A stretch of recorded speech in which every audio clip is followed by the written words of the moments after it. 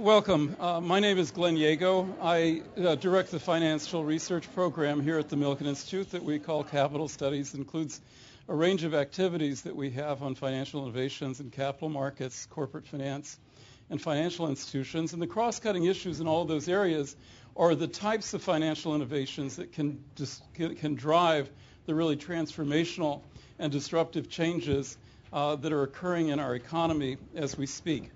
And the points of departure of the question that keeps us up at night is where does the wave, how do we get out of the current situation, where do the waves of future growth come from, and from whence would they possibly emanate?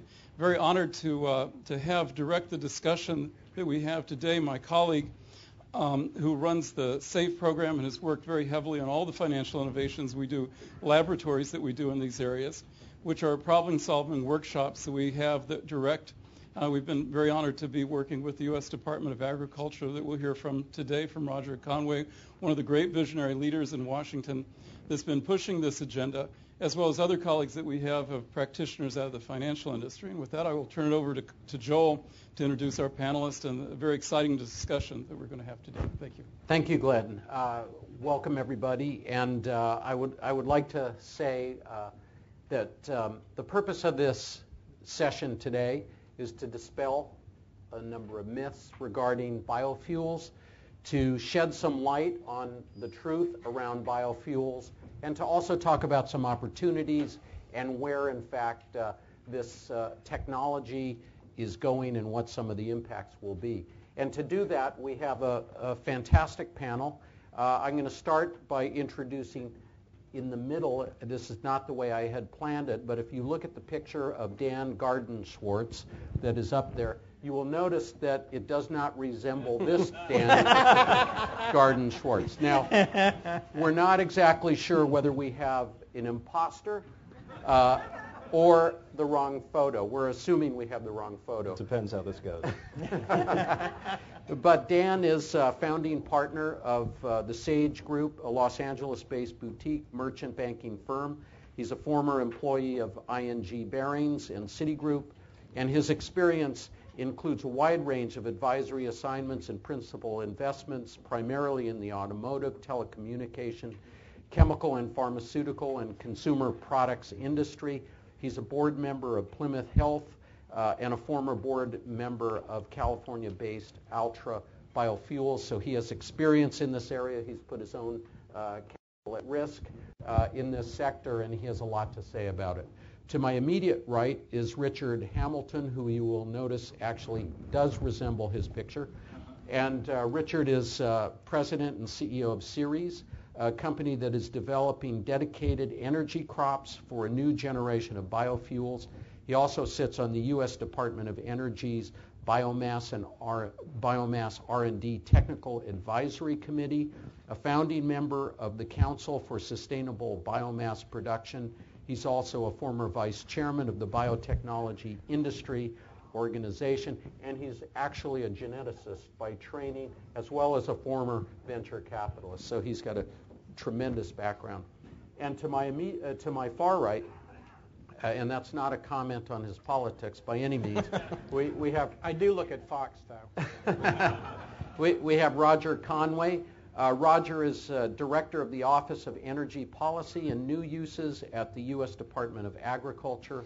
He frequently writes about global warming, international trade, commodity policy, agriculture investment, and macroeconomic policy.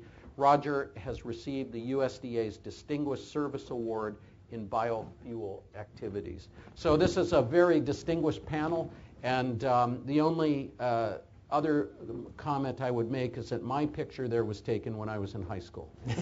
So if we could please have slide 7.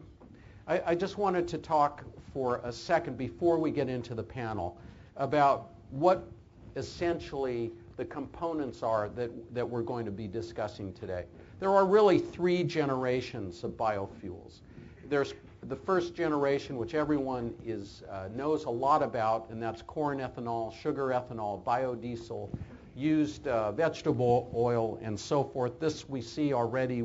Everyone who has an old diesel car that's running on biodiesel reminds us of how green they are, they're first generation. Second generation biofuels is cellulosic ethanol. We first heard about that, at least in the popular press, a couple of years ago when President Bush mentioned cellulosic biofuels in his State of the Union address. I think it was 2006, setting off a lot of awareness about this technology. And then we have third generation biofuels, and these are from algae and other types of products that are growing and produce oil, biodiesel, and so forth directly. So these are the three generations that we're talking about. Now, if we could go to slide 9. Slide 9 shows the processes that we have, and essentially in this one slide you'll learn how the whole system works. And that is that we have feedstocks, we have refining technology, and we have the end molecule. And all of us are concerned really about the end molecule. All of them are concerned of the first two items in this slide. But the point is, we have different feedstocks. Each of these components is a technology. It's subject to the laws of technologies. People are working on these different technologies, making them better, more efficient, and so forth, in order to produce that end process, which we are going to be using in our cars and airplanes and other vehicles. Now, if I could have slide 10. So slide 10. Now, this shows that, in fact, on the user side, we're really talking about some very simple, inexpensive fixes to go from what we have today in terms of our typical automobiles to an automobile that is retrofitted, and these are the costs of retrofitting. They're not the cost of producing, which is even less. Vehicles that run entirely on, let's say, ethanol, but ethanol or methanol or some of the other end molecules we can convert for essentially the same order of magnitude with respect to price. So we're talking about very small investments from the user side to really transform the fleet of vehicles that we have in the United States or around the world into something that is friendlier to the environment, more secure in terms of where it comes from with respect to imports and so forth, less punishing to the economy in terms of sending money overseas, trade, and so forth, and finally, better on the environment, and in some cases, as we'll discuss, far better on the environment. So I think I'll stop with these introductory slides and get to the panel. And what I'd like to do is begin with Richard.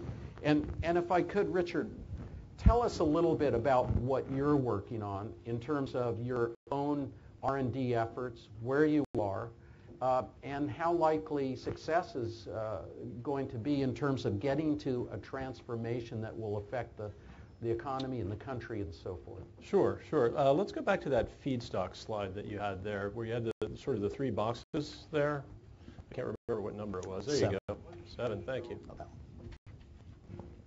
And so basically what we're doing is looking at a group of second-generation feedstocks. Right? When we look at taking corn into biofuels, you're only using a small fraction of the corn plant, just the starch that's up in the kernel. When you take a sugarcane plant, you're really just pressing the juice out and just taking the sucrose fraction of the plant into biofuels. There are a set of refining technologies that will allow us to use what are called the cellulose and hemicellulose, or the biomass components of the plant, which frankly is where most of the carbon-carbon bonds, where most of the carbohydrate in a plant is. And so when you get to those refining technologies, then really in some respects your choice of crop is going to change, and you're going to try and grow as much biomass as you can per acre. And so rather than growing corn, you might grow something like switchgrass or miscanthus or some of these sorghum varieties. So if we go to slide 31, a nice little quote here from Steve Koonin, who used to be the provost at Caltech, did a stint as the chief scientist of BP, is now the undersecretary of science at the Department of Energy. But this is a quote from an editorial that Steve wrote in Science magazine a few years back, where he said, look, we think biofuels can be a really big portion of global transportation fuels, but we really need to do it from these dedicated energy crops where we're trying to grow as much biomass as we can. So what my company's done, if we just go to the next slide, I think 32, is basically take the technologies that were developed as part of the Human Genome Project and apply them to plants. And so we've discovered a lot of plant genes and a lot of plant traits and things like drought stress and improved nitrogen uptake and increased yield. And let's just go to the next slide, and we've applied them to these biomass crops. This is a picture of switchgrass, which you probably have heard about or seen pictures of in one of our cultivars on the right versus one of a public variety on the left. What's interesting about this stuff as well, we'll get into this a little bit later, when we talk about the carbon balance of biofuels, what you should realize for that switchgrass stand, there's actually an equivalent amount of below ground biomass. So whereas a corn plant only puts down roots about a foot, foot and a half, maybe 2 feet, these switchgrass plants will put down roots 9 or 10 feet. Very, very deep root infrastructure. And so when we come along in a few years and replace that stand with version 2.0, which is going to be even better, a significant portion of that root biomass will become sequestered as soil organic carbon. Okay, so these things, you should be thinking of these things as carbon negative. Okay, and when we talk about electric cars and solar and making those comparisons, my bet is on a carbon negative technology like this. Let's just go to the next slide. We'll see if this build works.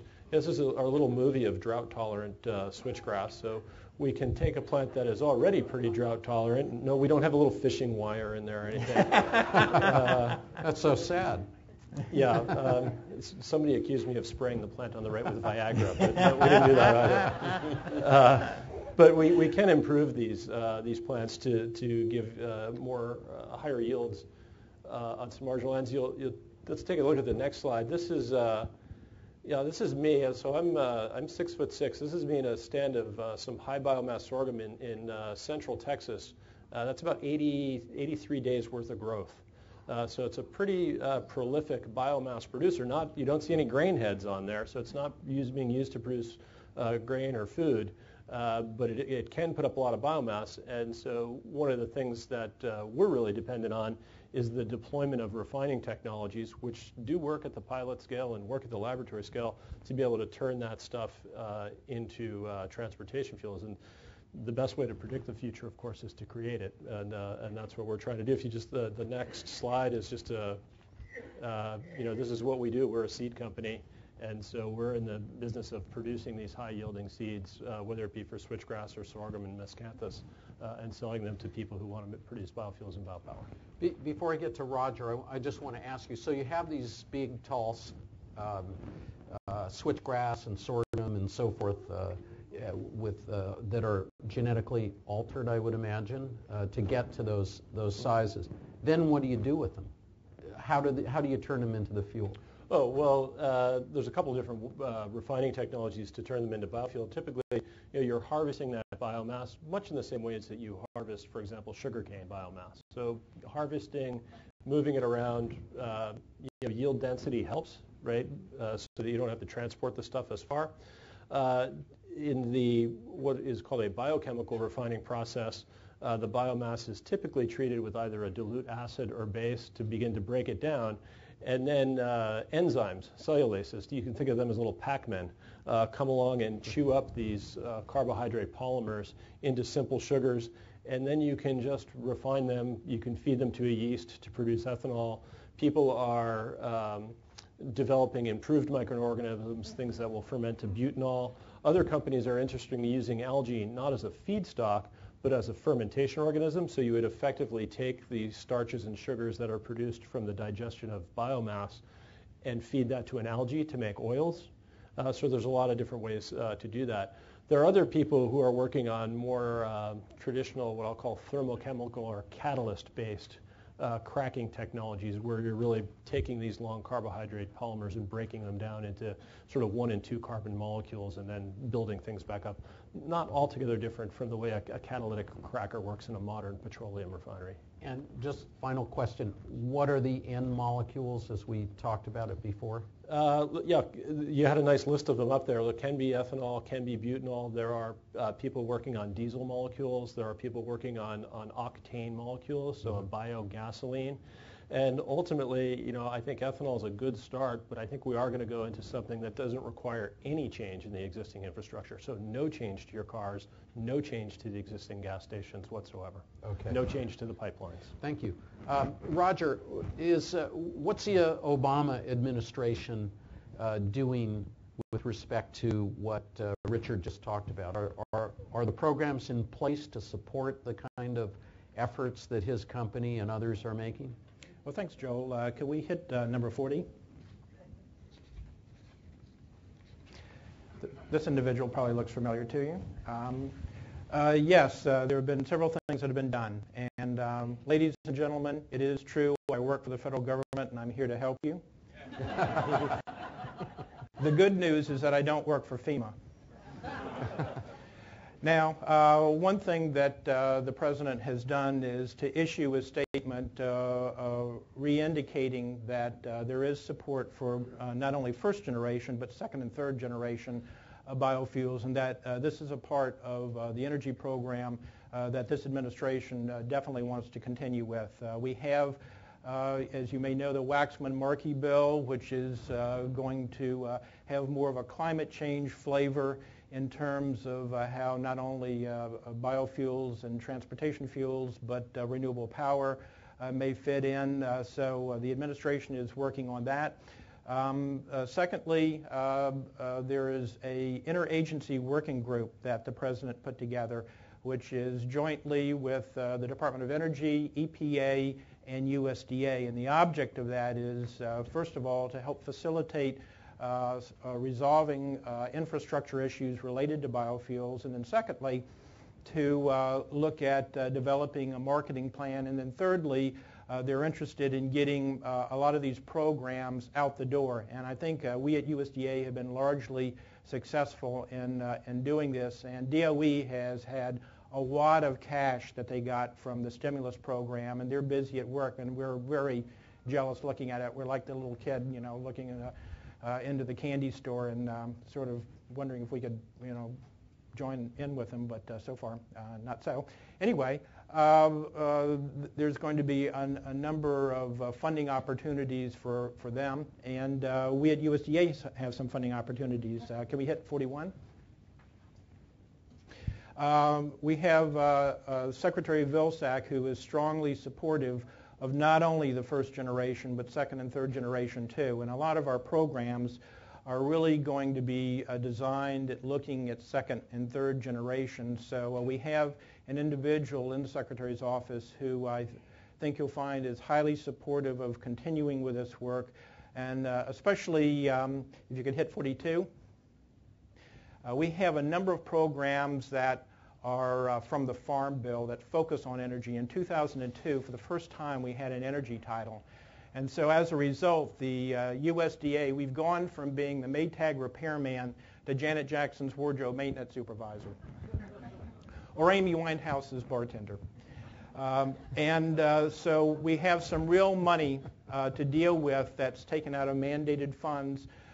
For example, the Biomass Crop Assistance Program is designed to help endeavors like Richard is working on with energy crops such as switchgrass, miscanthus, and things like that to help farmers get used to the idea of growing energy crops. We have a biorefinery assistance program which lowers the feedstock costs for second and third generation types of biofuels. We have a bioenergy program for advanced biofuels, which is designed to focus on second and third generation, and we just recently funded earlier in January Range Fuels, which also has gotten some funding from the Department of Energy, and they're focusing on using wood as a feedstock to create cellulosic types of biofuels. There is the Rural Energy for America program, which was renamed from 2002 in the 2008 Farm Bill, and that has a number of funding opportunities for every type of biofuel and also renewable power, among other things.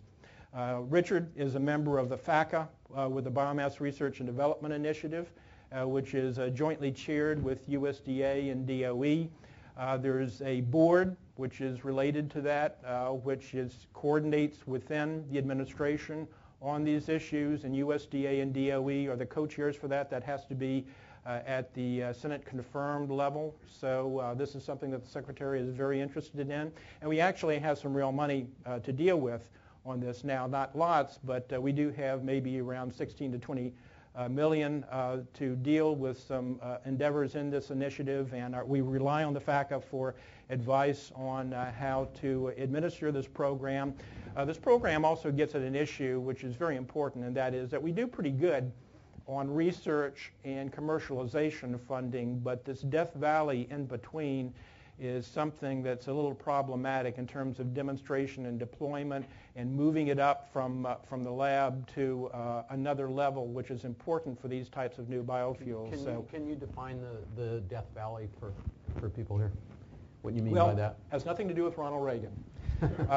The issue there is that once you're moving from the lab coat and test tube sort of situation and you're getting toward commercialization, there is a lack of funding capability to, especially in the private sector, to deal with issues that are not quite commercial yet, but they need to be moved from the research capability up to an intermediate type of stage where there's demonstration and deployment in a pilot stage.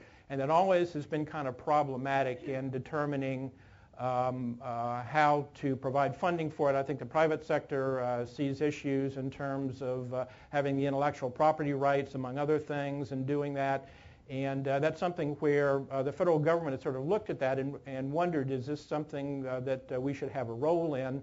Can we justify this? Because it's sort of a gray area. There may be opportunities where the federal government should be involved in this, but there may be opportunities where this shouldn't go any further than the lab stage and should die a natural death. So this is something that we in the department are sort of grappling along with those individuals in DOE to see if there is a legitimate reason for us being involved, and then B, if there is, what sort of instrument, what sort of financial instrument should we use to help perhaps work with the private sector to get things going in this area. Great, thank you. And let me ask you just one more follow-up on that, and which is, how are you getting this money to firms like Richards and others that are out there?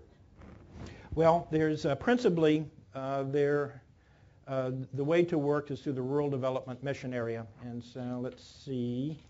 Let's hit 55.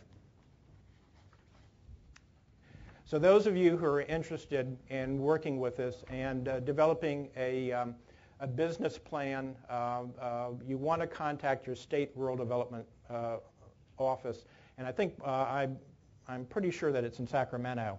So when you apply for it, but that doesn't mean that you can't talk to people in the Rural Development Mission Area in Washington to help give you some idea of whether your project's a good one, how to go about it, and things like that. But when you formally apply for it and send your business plan in, these are the individuals that you're going to go to, and I'm pretty sure it's in Sacramento. I should have gotten the phone number and other stuff for that, but you can always call me up and I'll be happy to provide that for you.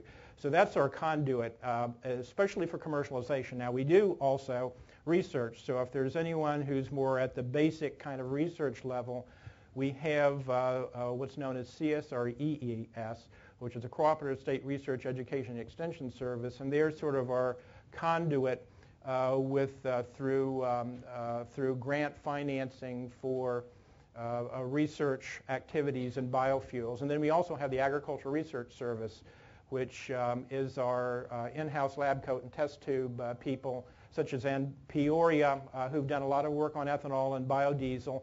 And there's the opportunity to work with them, in doing a joint project, and then also through the Technology Transfer Act of 1986, you can take something off their shelf if you think it's worthwhile and have sole intellectual property rights of that and work with them on that. So there are a number of opportunities in working with USDA, especially in the research and in the commercialization side. Okay, thank you. Well, that doesn't sound very scary at all.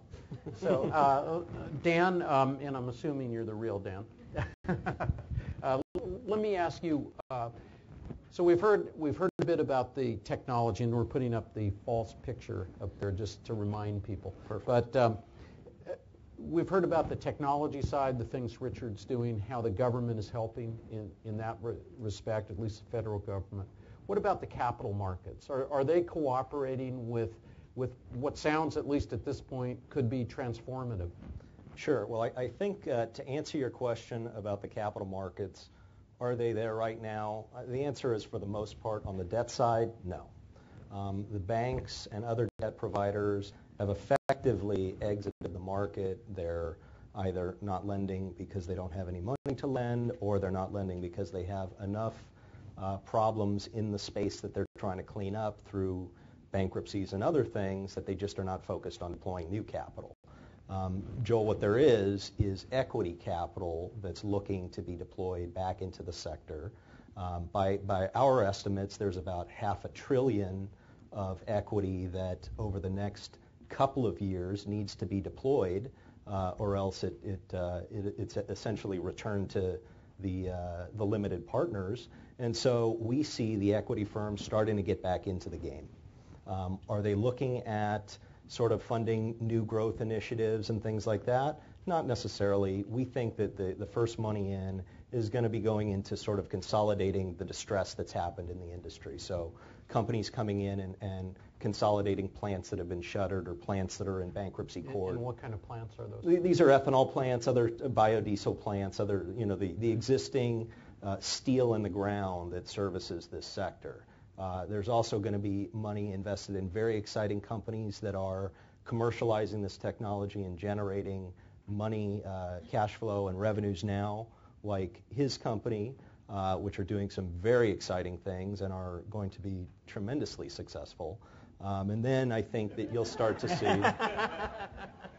We'll talk about investment afterward. And I think you'll start to see money also going into the venture side of the deal.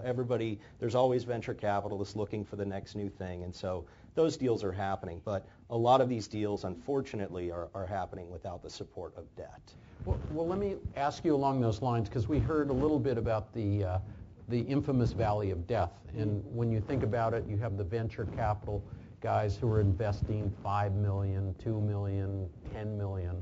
And then if it's viable, you have to get to the plants. And we were talking about plants before. Maybe that's a $350 million investment. Maybe it's a $500 million investment. Now that's a pretty big gap there between the venture guys and the actual plant guys. How are we going to bridge that? Roger has some programs. What's the private sector doing? Well, hopefully the government will be a big help. But I think that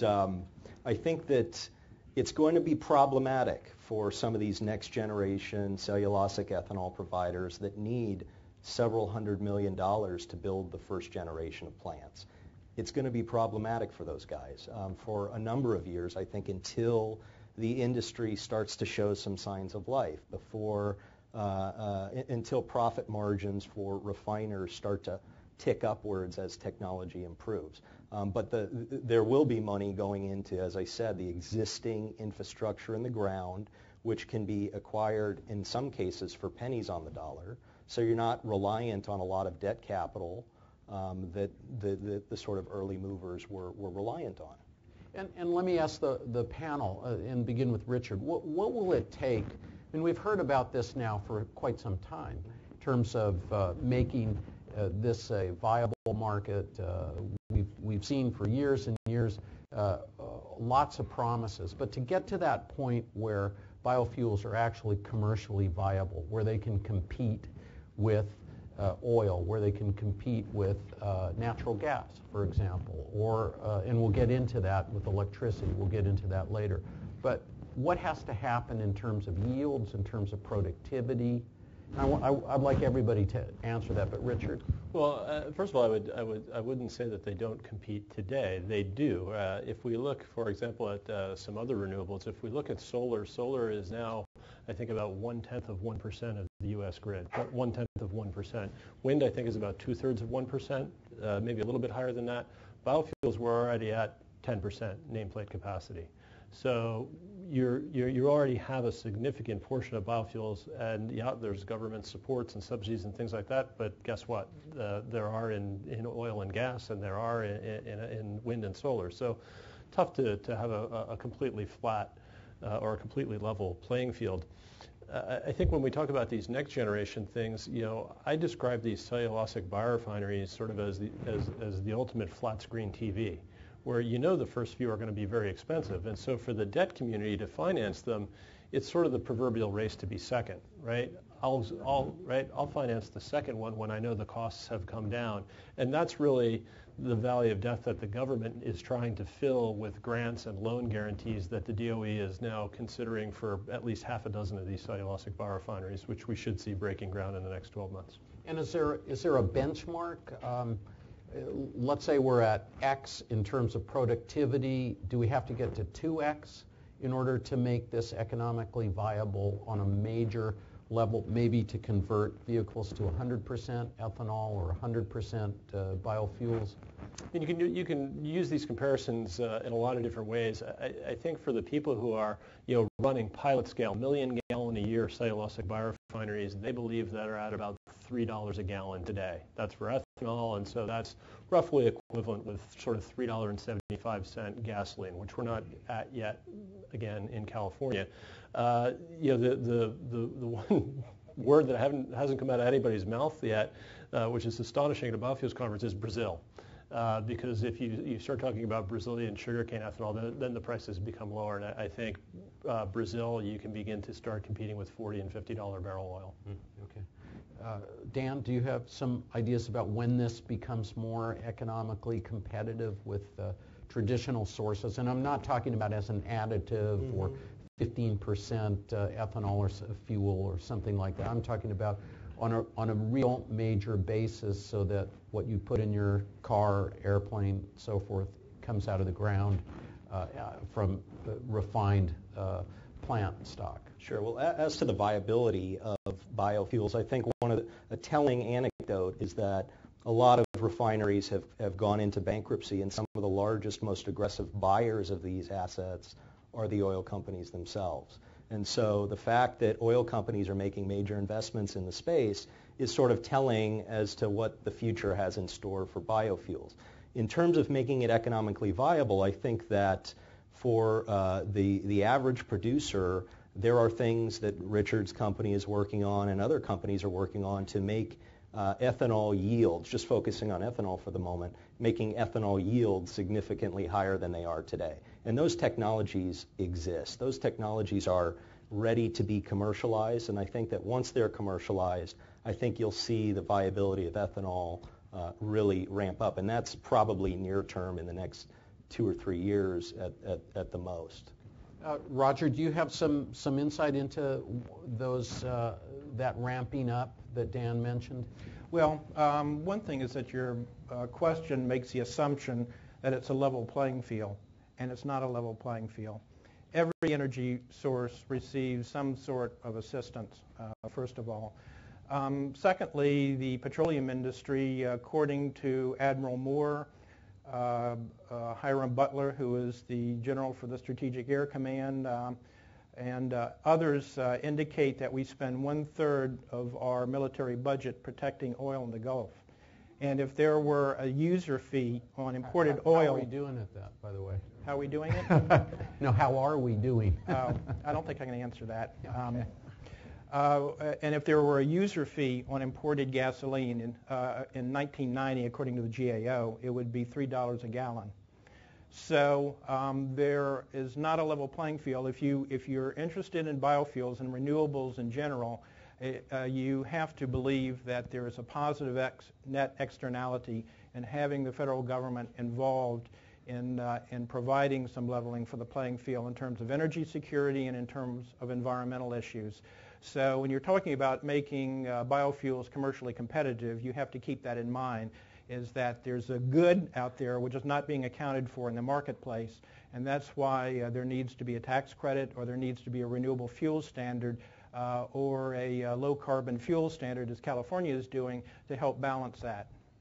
Now Richard, before we started, you were mentioning some of these tremendous increases that were possible with regard to yields, both the yield in the field from the feedstock and the yield out of the refinery in terms of the end molecules.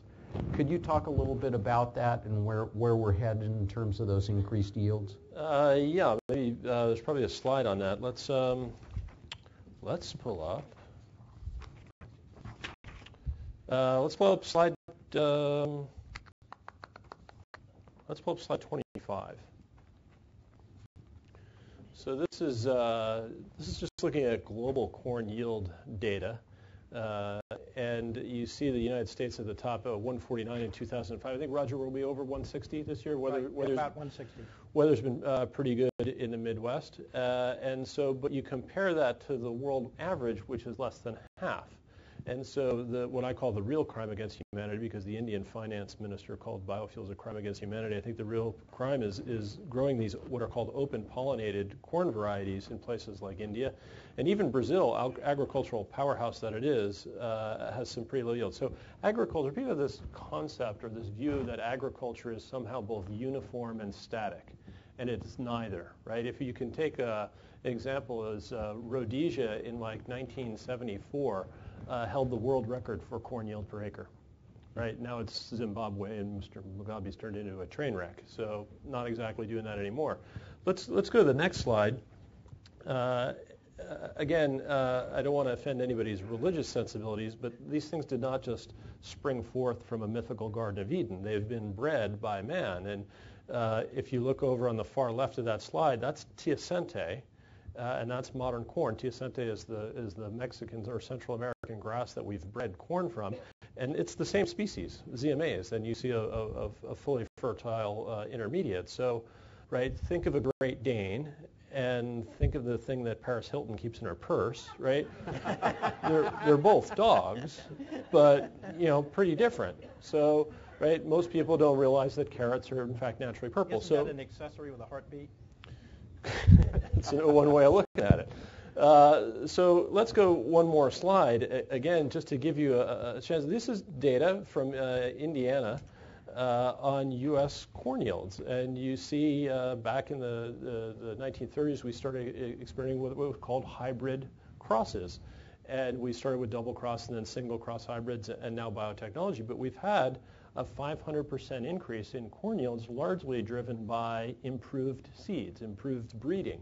We can still go back and grow these open pollinated varieties, which unfortunately they still do in many areas of the world. About 40% of the world's corn farmers are still growing open pollinated varieties. So that's the corn yield trend. If you talk to Pioneer Hybrid and Monsanto, two of the leading corn seed companies in the U.S., they're targeting 300 bushel per acre average corn by 2030. And the guys in Iowa who are winning the yield contests today are getting like 375 to 400. So it's within the genetics of the plant to have these very high yields. Can we duplicate those sort of same curves with things like sorghum and miscanthus and switchgrass? We believe so, but it remains to be seen. Roger, with all this emphasis on corn and ethanol and biofuels, aren't we driving up the price of food sky high? Well, we've done some analysis of that. Our chief economist, Joe Glauber, appeared before the House committee last year and found that the effects really have been minimal. The main effect that has been causing price rises, and of course now there has been a great collapse in corn prices, among other things, has been energy costs for various different types of commodities like rice. There was silly trade policy, which were import quotas and devaluations and bad weather. I mean, we were not draining rice paddies to make biofuels from ethanol, so that was all pretty independent of that. But Joe Glauber did some analysis, and on a worldwide basis, he found that if there had been no biofuels, there would have been a 40% increase from April 07 to April 08, and with biofuels, it was 45%. So one can't deny that there is some effect, especially on the livestock industry, but overall it's pretty minimal. And when you look at it nationally, Without biofuels, there would have been a 4% increase. With biofuels, 4.3. So once again, there is effect principally on the livestock sector, but keep in mind, this is not the type of corn that you want. This is not corn on the cob that you would normally eat. This is for ruminants, and I've been accused of being a ruminant, and I take umbrage at that. But you have to have multiple tummies really to eat this type of corn. It goes for livestock to upgrade the diet of Americans and Europeans and Japanese and Chinese. That's primarily what our corn is used for. And there has been a bit of an effect of that. But even with the livestock sector, you may know that Governor Perry applied for a Texas waiver last year with EPA on the renewable fuel standard, and the analysis that was done by EPA along with us found that it was a non-binding constraint, that it was really energy prices which were driving agriculture prices up and which were affecting corn prices for ethanol being used as a replacement for gasoline. So the waiver was denied, and I guess Governor Perry has gone on to consider secession, among other things. So at this point, so I guess that's not an issue. But for this instance, when we had these price rises, it was really for a number of other reasons more than biofuels. Biofuels was a limiting factor on livestock, and right now we're predicting for corn prices to be around $3.10 to $3.30 per bushel, and so I mean they've moderated considerably.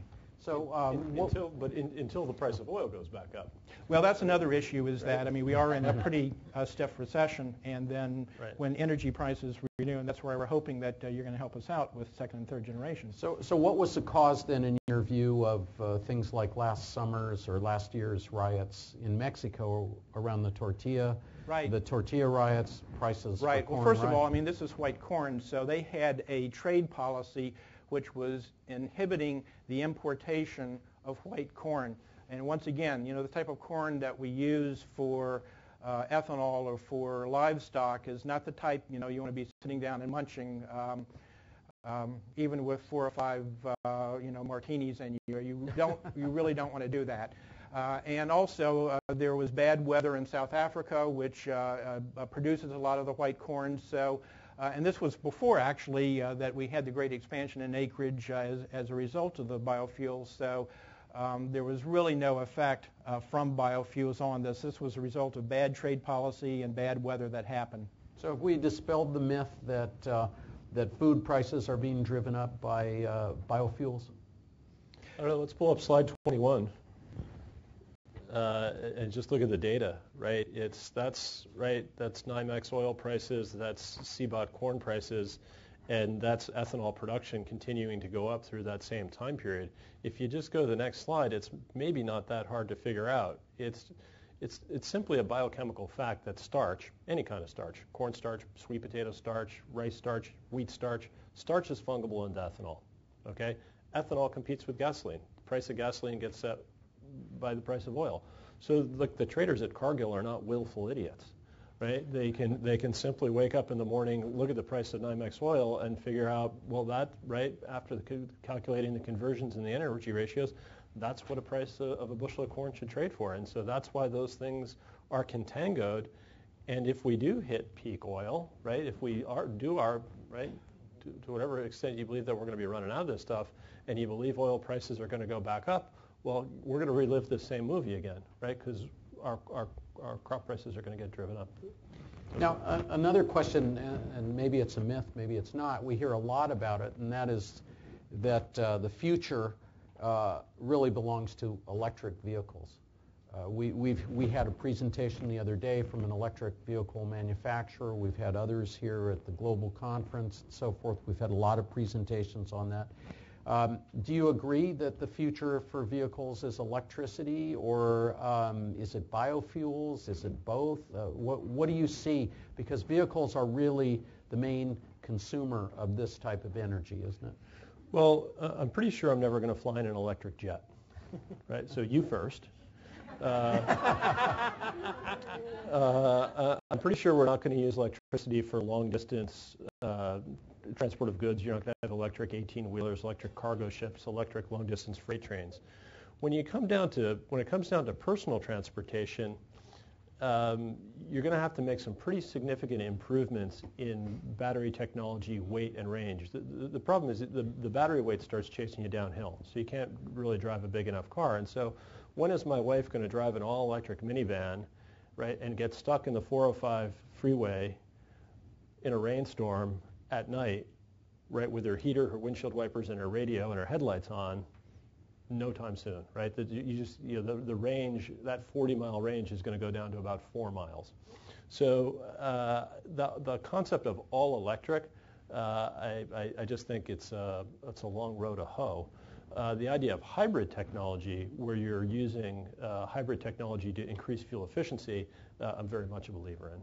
Dan, are there investment opportunities in that space, or how would you play that? What would your thesis be as an investor, given what Richard said? In terms of the electric cars or the electric versus. I agree with what Richard said. There's a very long road ahead, and to get to what I think the future is rocket cars that run on garbage. I mean, who knows where that ultimate future ends up? And so there are investment opportunities all along that road. I've had garbage cars that that you strap to a rocket. But so there are investment opportunities all along that road, certainly. And if you just think about the massive, if you were to believe for a moment that the future is all electric cars, think of the installed base that has to get replaced. Think of the endeavor that is. It's mind-boggling. And so, it's going to be baby steps. We're seeing the start of it now. We're seeing interesting things coming out of the car companies, and there are going to be many, many more that we're not even thinking about right now. And so it's hard to say what the future is. Roger, you're part of that task force with DOD. With DOE, looking at energy. DOD too, we don't talk about Okay, that. you don't. And you're looking at vehicles. You're looking at the biofuel side of the equation. Do you agree with Richard and Dan on that? Well, it may be a long-term opportunity, but there are major infrastructure issues in dealing with that. And one thing that you want to look at when you're providing for an alternative energy source is to fit in with the current infrastructure. And that's why I think the things that these two individuals are doing really work that way. And for biofuels, in the future, it doesn't necessarily have to be ethanol. It could be biobutanol, which is what BP is working on. Or there's a project that BP and ADM and ConocoPhillips and Chevron and Weyerhaeuser are working on to create a biocrude from which you create a biogasoline that fits into the refinery system. You can more easily use that through pipelines. It has the same BTU content. So there are lots of opportunities here. Right now it costs more to make than either ethanol or petroleum, but this is something where the federal government is interested in looking this for a long-term way, and that might be a step, the next step that we really see. Now, it can be viewed as an intermediate step. Maybe in the long term we have batteries. Maybe in the long term we have hydrogen. Who knows? But at the very least, you have to think in terms of a short term, an intermediate term, and a long term sort of strategy. And that's one thing that the DOE is doing because they're supporting both biofuels and the electric notion too. Okay. Now, before we open this up for questions and comments, I wanted to go to slide 11. So if we look, we talked a lot about first-generation biofuels, and this is kind of the process. Verison, I think, is not in that area. Is that right, Richard? No, Verison is. No. Okay, sorry. So if you look here, the feedstocks, corn, sugar, soybeans, used vegetable oils, and so forth, there are some of the companies. Slide 12.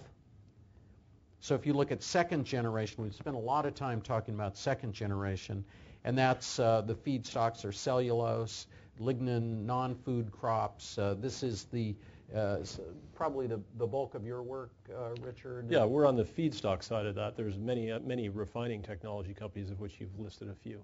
Okay, and these are the processes involved. And now let's go to the next slide, which is third generation. Now this is really what's appealing to a lot of people when they look at the future of biotech, of biofuels, because in this scenario, crops like algae, which grow in water, can be seawater, can be fresh water, produce directly the fuels, such as biodiesel, biogasoline, and so forth. Now, how far away from commercializing this technology are we?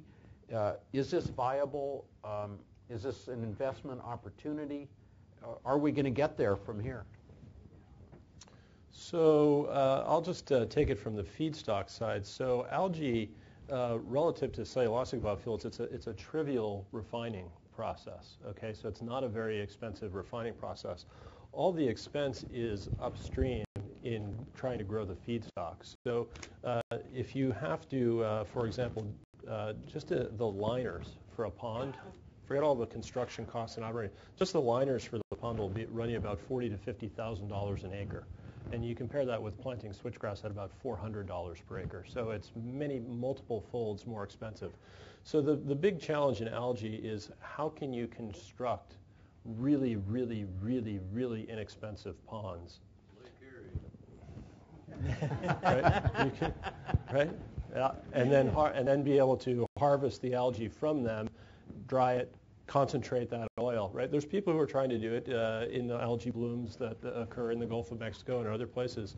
So, let's give it a try. But it's right now the price points for algae are probably about tenfold higher than what they are for cellulosic biofuels. And are you optimistic that with genetic engineering or other techniques applied or with new ways to grow algae, we might get to viability commercially? It's going to be tough.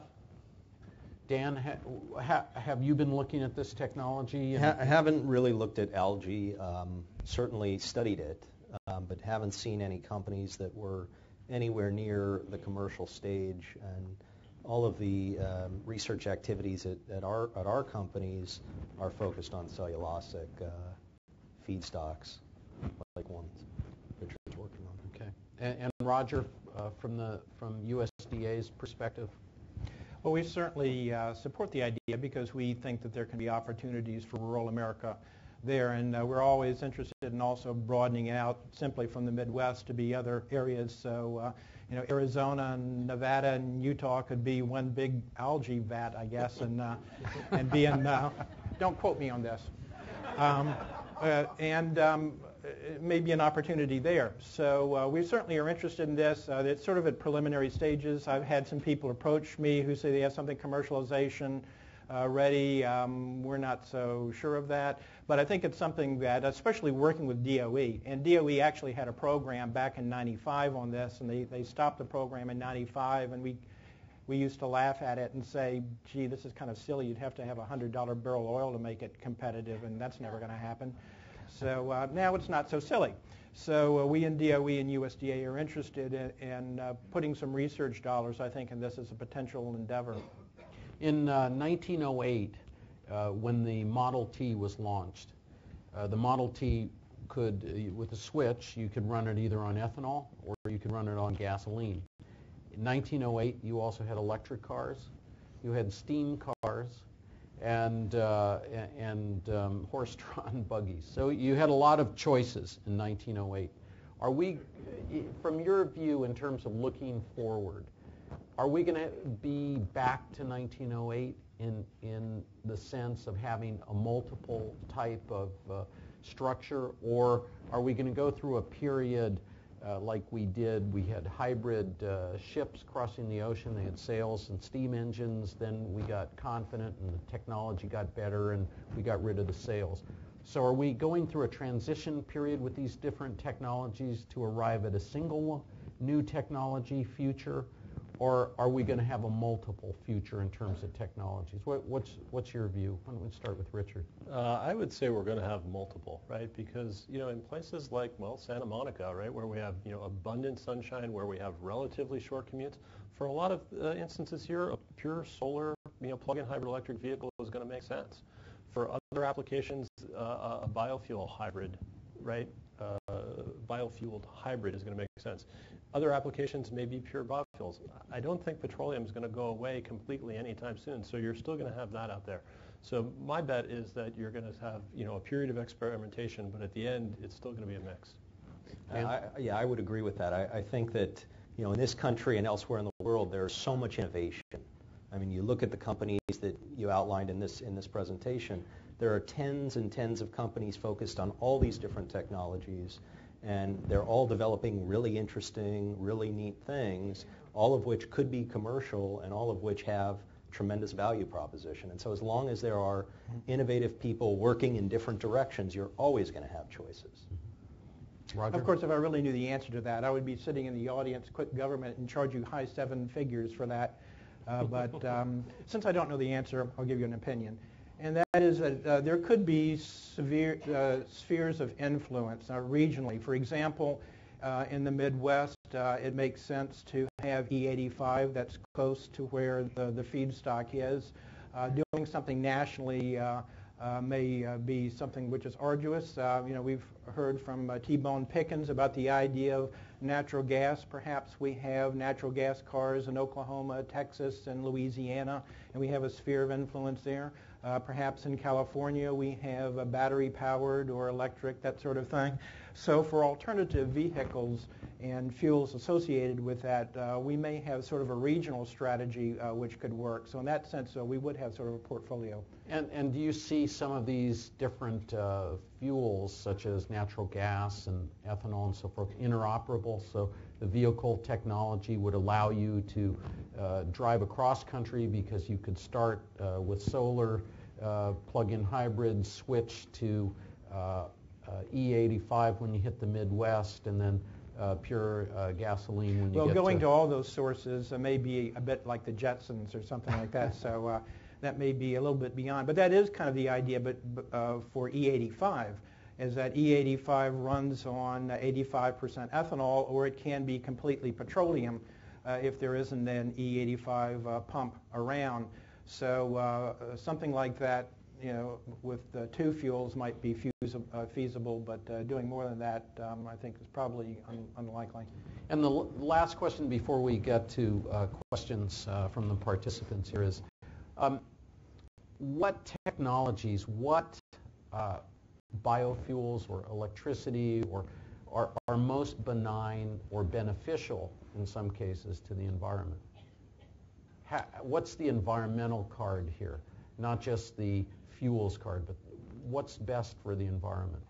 Richard?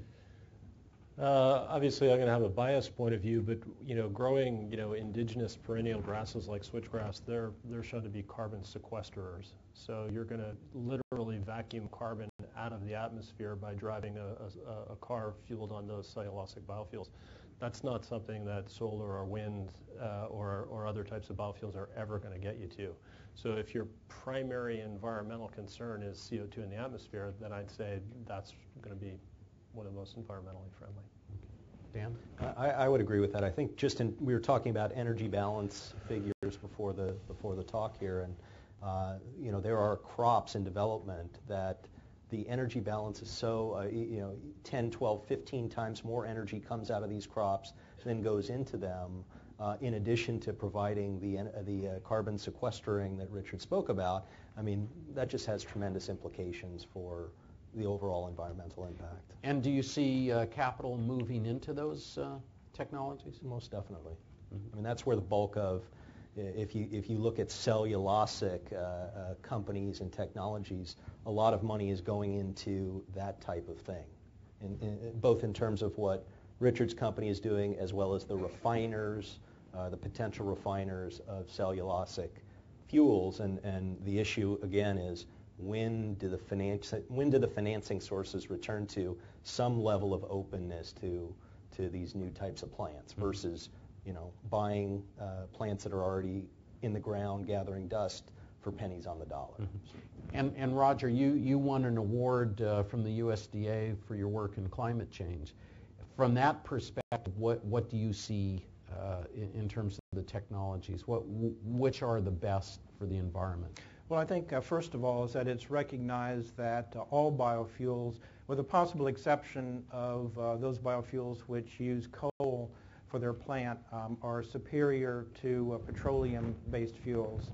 So I think I would agree with Richard that principally those which are kind of cellulosic materials, either energy crops which are supposed to be cod forming and use less pesticides and fertilizer should be good. Those which are waste streams, including municipal solid waste, should be good. You can also use cotton ginning waste. Here in California, you can use rice hulls or rice straw, for example. Those should have better features. But one should also recognize that for first-generation biofuels is a major reason why cellulosic materials have, or cellulosic plants have good greenhouse gas numbers is that they cogenerate. They take the lignin and they burn that instead of using coal or natural gas. And they're on the grid, for example. They can even sell the electricity. If the current generation is able to do that, either with biomass or some other form, they get greenhouse gas numbers which are more comportable with the cellulosic materials. Great. Well, thank you. And let's open up for questions. And in order to ask a question, you need a microphone. And so we'll start over there. And if you could identify yourself first, please. Yeah. My name is Ron Nekimia. I'm from Orient Financial Group. Not to ask questions, but to make some potential comments. The first part, today global economy is in crisis. But during the crisis, the most heavy-hit country is the U.S. And within the U.S. crisis, we see the automotive industry is getting into very bad shape. And at the same time, when funding is scarce in the U.S., we can see a massive race into the industry and shift of technology from the U.S. market to offshore. The biggest funding commitment in the world today is coming from China. China supported 2% of GNP, gross national product, toward clean energy, period. The second comment, we talk about diversity. Within the area of diversity, one of the things that we have learned over the past 5 years is that countries looking into energy diversity and not only one type of source of energy.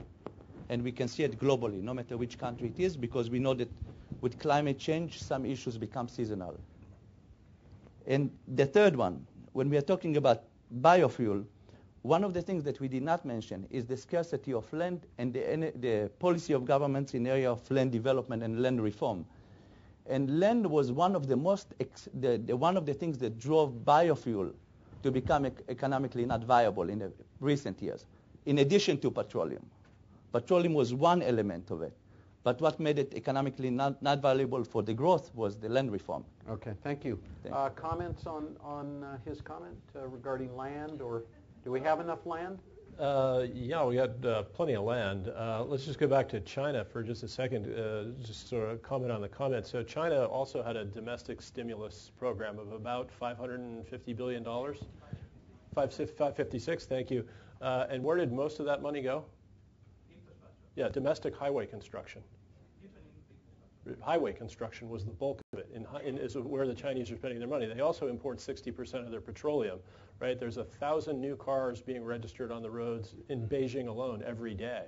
So don't think that petroleum demand is going to go down anytime soon, which I don't think was your point, that it was going down. It's actually going up. But the increased price of land over the past 5-10 years drove agriculture costs higher. Okay, we need a microphone there if we're going to have a comment, but it's just comments, not arguments. So, any other comments on his regarding land or? Okay, over there. Yeah. Thank you. My name is Aaron Fike. I'm with the X Prize Foundation.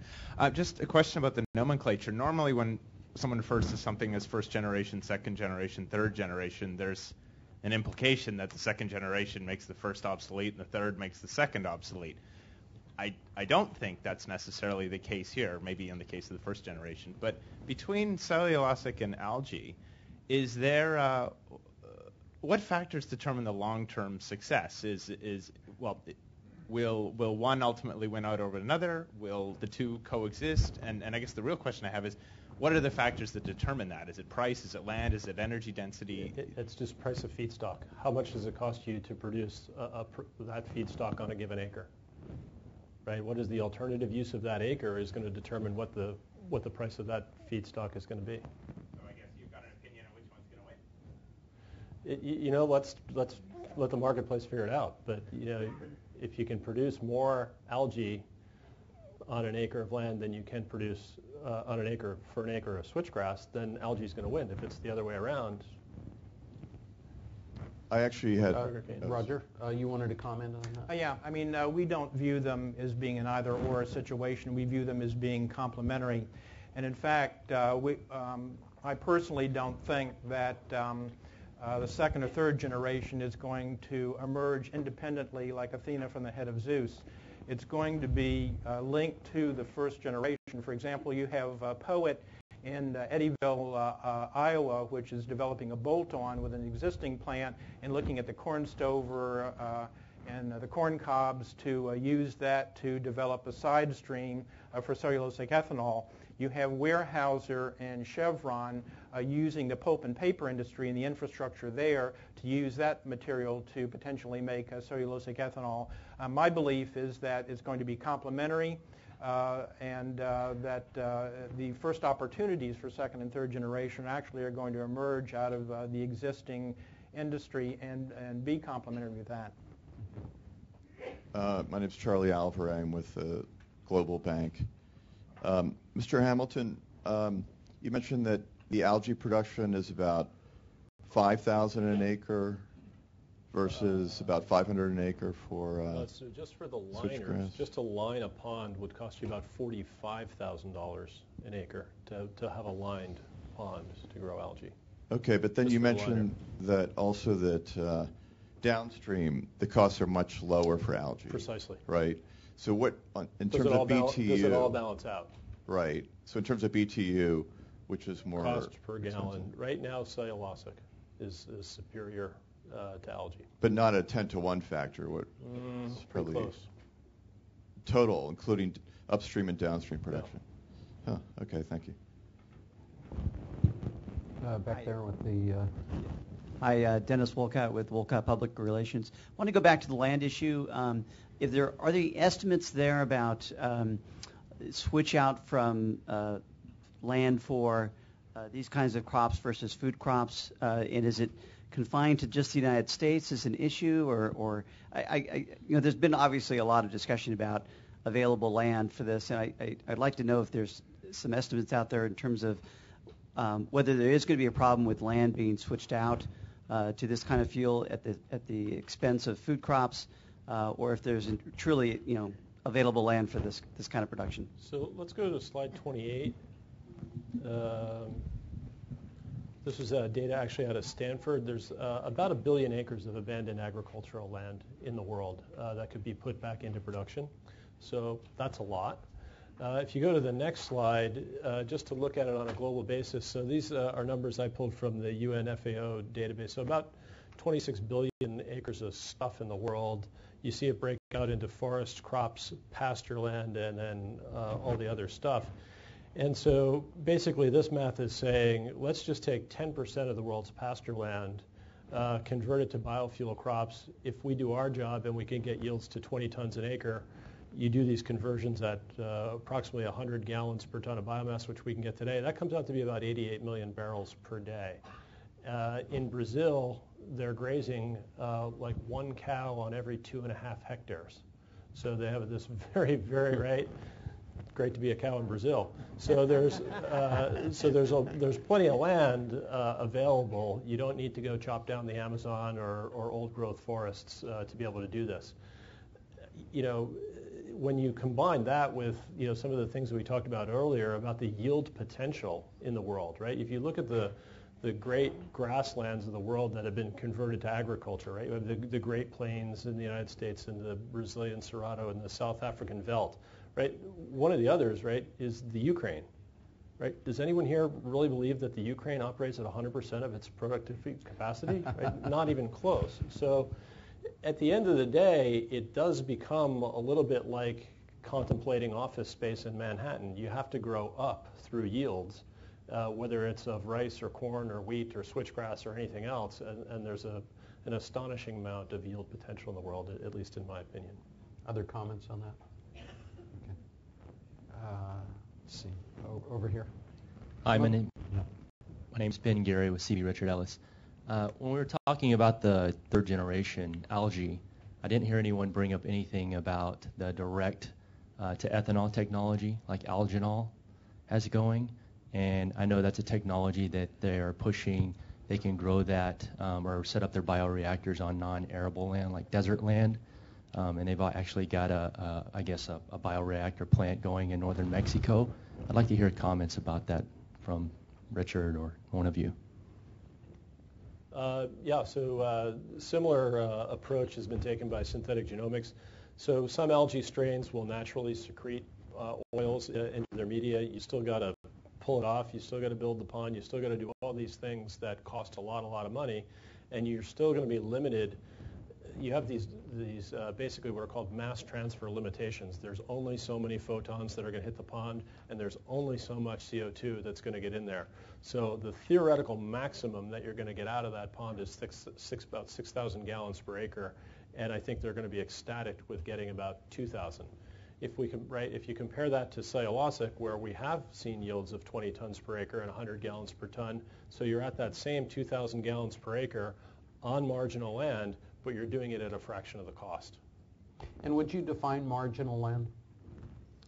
Yeah, marginal land is by the way, there's no such thing as a non-food acre, right? So any acre where you're putting an algae pond in, I can grow cassava and create human consumable calories. In fact, people can eat algae too, and in fact, if you go out to the Imperial Valley, and there's a lot of people growing spirulina in big algae ponds that they sell in health food stores, and those ponds, by the way, are surrounded by alfalfa fields, which go into feeding the California dairy crop. So the idea of a non-food acre is illegitimate.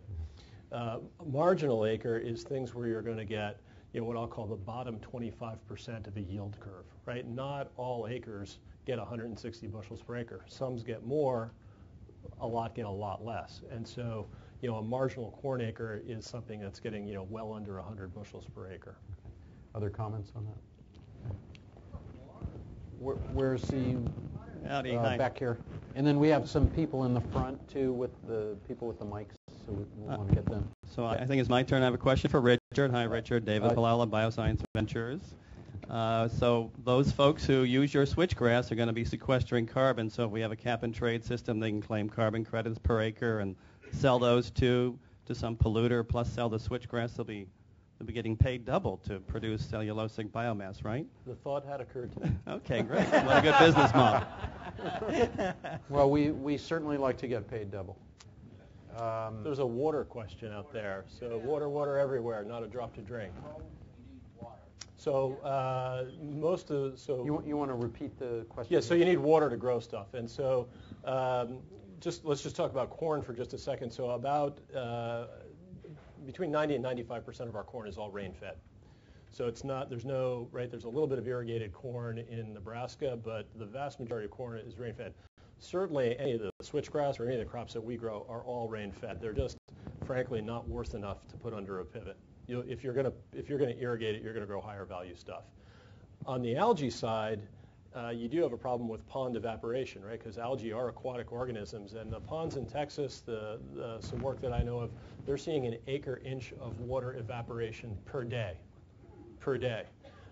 And so that does all kinds of things. If you're using seawater, now you got to be close to the ocean. Now your salt concentration as your pond is increasing, et cetera, et cetera. So water is a good thing to be thinking of. And where are you going to fill all those ponds?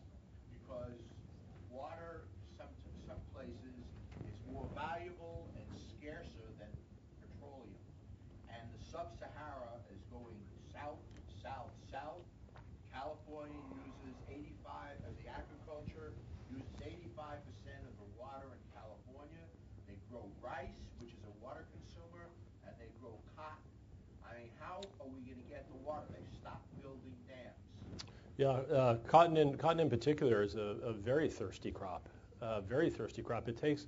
So this is a great anecdote. To grow enough cotton to make one pair of blue jeans is like 1,600 gallons of water, right? It's a very, very thirsty crop.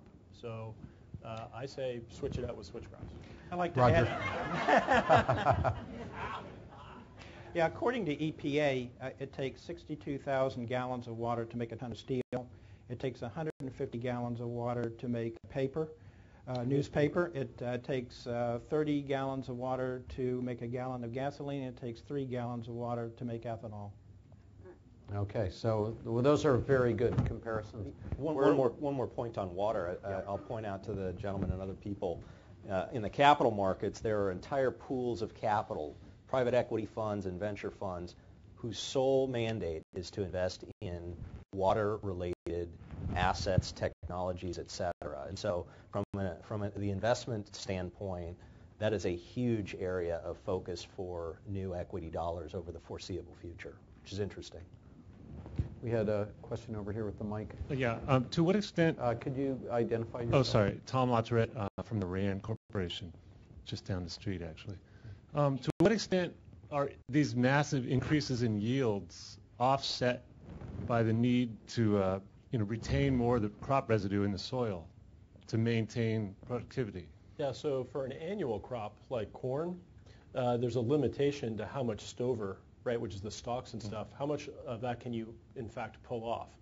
When you talk about a perennial grass, something like switchgrass or miscanthus, when they senesce at the end of their growing season, right, they dry out, they actually have an active transport mechanism where they transport nutrients back into their roots for use the next year.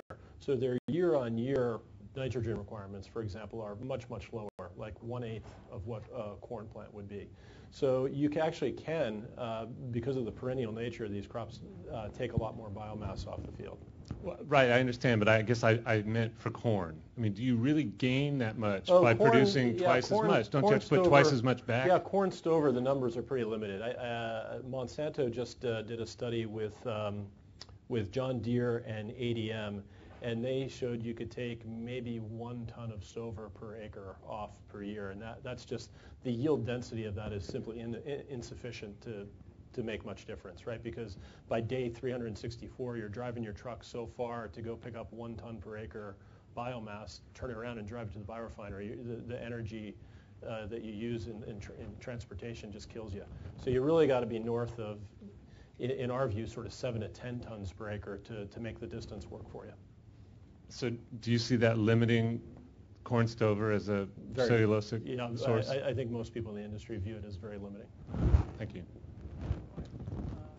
I'm in Soon Lee, Korean Research Center, and then I majored biology, so I completely agree with the biofuels from farm to fuel. Thank you for outstanding presentation. It's very timely, very important. My question is directed to Roger Conway, that what Obama administration will be doing to educate people in the United States to respect the nature. The soil, the water, air is creating life, and then we are kind of abusing it, and contaminating. So what's the specific plan for your administration to educate people to respect the nature more than we do now? Thank you. Roger. We've asked a rather large question, a little outside of my arena for that, and I appreciate that. I think I'll call the president after this is over and probably, no, just kidding. I think we have a secretary and Secretary Vilsack who has put together in place people who are especially concerned on environmental issues. He's issued statements about his focus on environmental issues, as well as food nutrition too. That's something which is very important to him. So I think that you'll see with this administration, and give them some time, because they've had, it's taken some time for them to get their undersecretaries and other people confirmed and that sort of thing. So this first year is sort of getting the training wheels off and the training wheel off, on and off.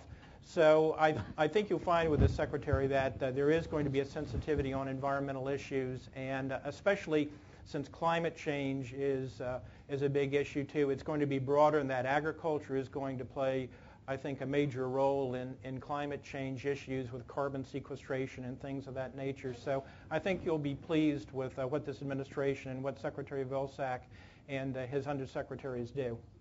We have time for 2 more questions. One more. In the words of Sarah Palin, I'm going to have to get back to you on that one. Last question. the last question. I'll cut this down then. I'm wondering. Identify yourself. Oh, I'm sorry. I'm Mariah Cornell. I'm an exhibit developer, and I'm wondering if those really tall switchgrass plants that you grew, or that you're standing next to, Richard Hamilton, if those were grown with petroleum-based fertilizers and pesticides. And my larger question is, aren't we recreating many of the same problems that we've seen with big agribusiness in doing biofuels on a large scale? So first, the plants that I was standing next to are sorghum plants, not switchgrass plants. So they were sorghum. Number two, we don't make fertilizer from petroleum. We make it from natural gas. We make it from natural gas because natural gas today is the cheapest source of hydrogen that we have available. So to make fertilizer, you need nitrogen, which is 78% of the atmosphere, and you need a hydrogen source. And you take those two things together, it's called the Haber-Bosch process. You heat them to 1,200 degrees in 5 atmospheres, and you get ammonia. So you need nitrogen, and you need a cheap hydrogen source. Now, as long as we're going to have all this solar and wind power, and we're going to store all that electricity as hydrogen, I'm pretty sure we're going to have cheap hydrogen sources in the future. And so there's no sort of petroleum-based need for fertilizer at all. All plants require fertilizer. Can we make it from other renewable sources? Sure, we can.